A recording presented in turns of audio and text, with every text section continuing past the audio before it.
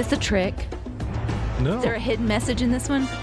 No, this is actually music from the One Piece series, and there's a One Piece movie released this weekend. Well, that's what I'm saying. Like, is it playing into this weekend, or...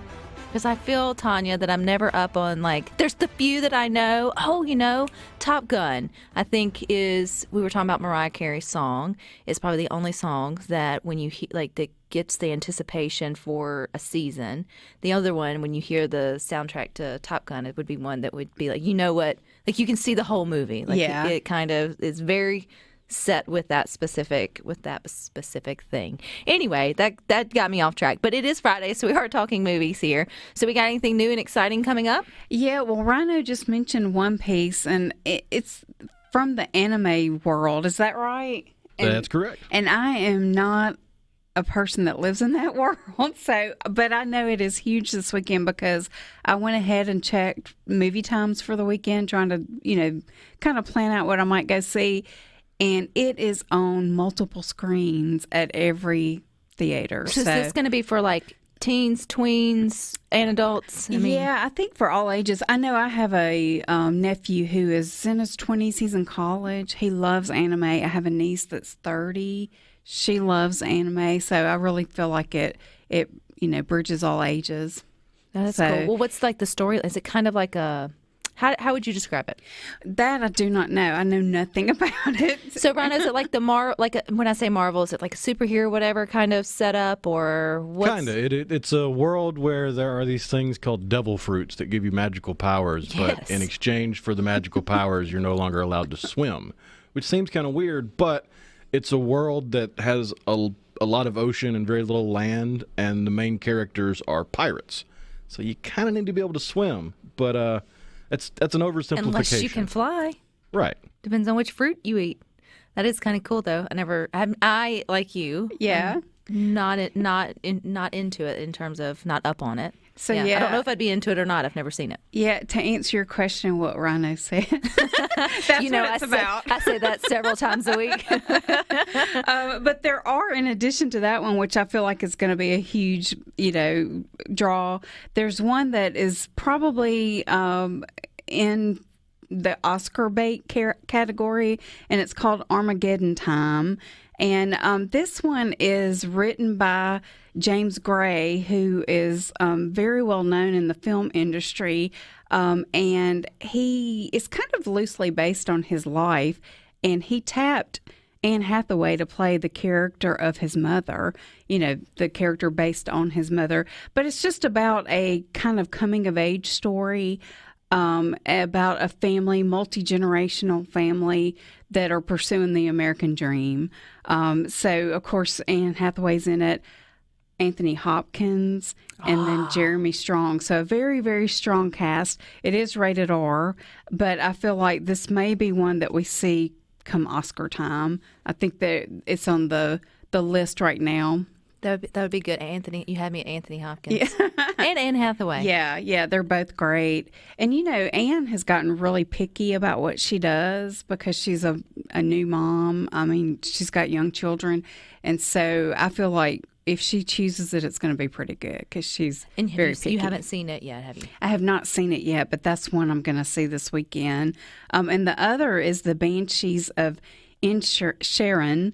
And this is Colin Farrell and Brendan Gleeson, and they star as friends, and Brendan's character decides one day he doesn't want to be friends with Colin's character anymore, but... Middle school. Yeah, but Colin does not like that, and he works very hard to try to win his friend back. And then there's some darkness to it. And it's also rated R, so this is another one that, you definitely don't want the kids to go.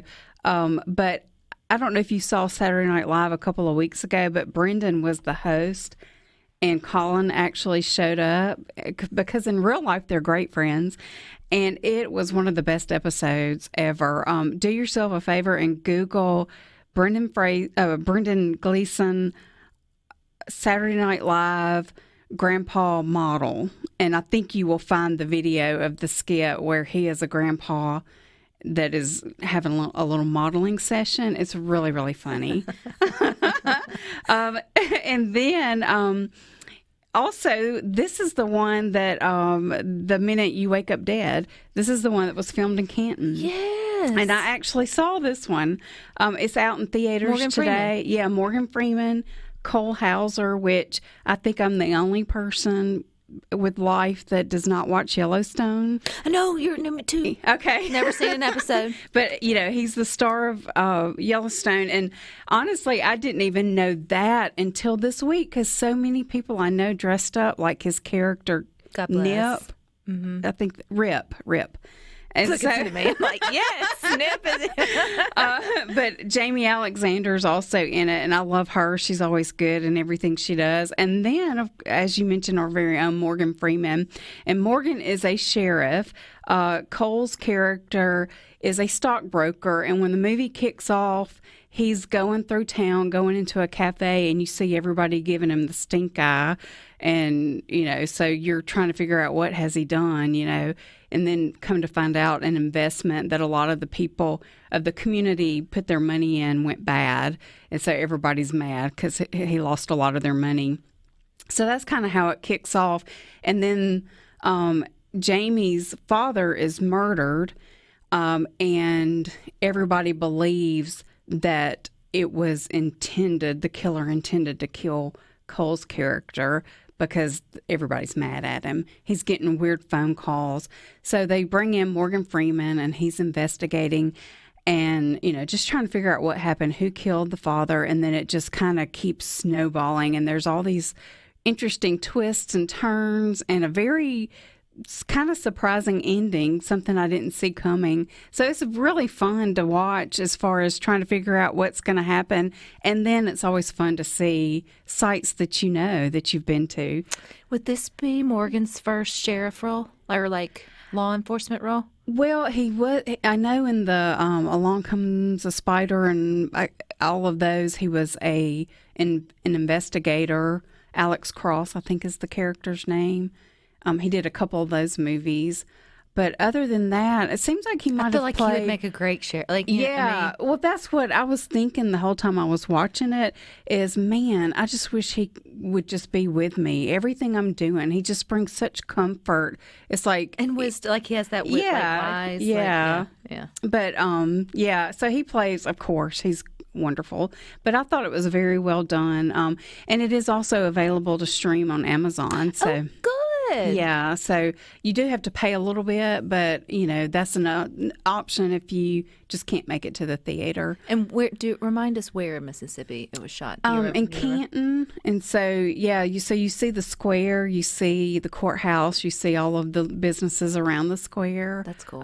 And there's a building that they use for the cafe where Jamie's character works. And I believe that was the same building that they used for Time to Kill Jake's office, if I remember correctly. So kind of cool. Yeah. And then also streaming, we've got Enola Holmes 2. Did you ever see Enola Holmes? This is one of those movies. She's Sherlock's younger sister, and it came out somewhere in the middle of the pandemic, like maybe towards the beginning, because I remember being so excited to have something new to watch. And it was so good. It was really well done. She's, of course, Sherlock. Everybody knows him. And he's played by Henry Cavill, who we know as Superman. But he sort of puts her on a pedestal as far as launches her. Mm-hmm. She's also interested in investigation. And so in this one, she's starting her own agency. I think I did see that. Yeah, it was really cute. Millie Bobby Brown plays Enola. But in this one, she's starting her own agency, but unfortunately, she has no business. And so she's about to have to close the doors because, she's not making money. And then a client walks in the door and changes everything.